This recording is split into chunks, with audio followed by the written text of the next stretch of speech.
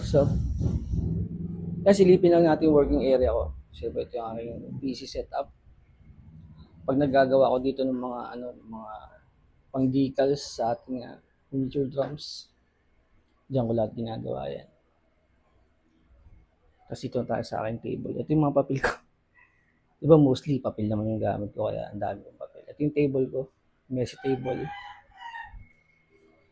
Yan. Tapos meron tayo ditong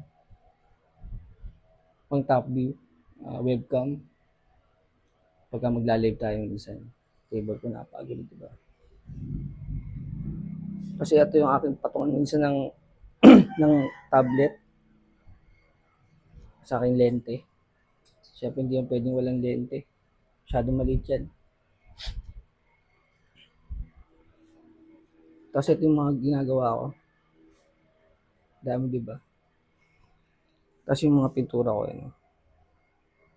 Ilang aking working table. Kaya, no? Hindi ko pa naayos eh. Daming ginagawa masyado eh. So, yun lang. Konting tour sa akin nga.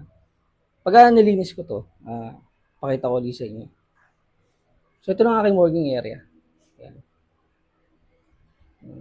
Simpleng setup lang, PC setup. Ito. Tapos yun. Alright.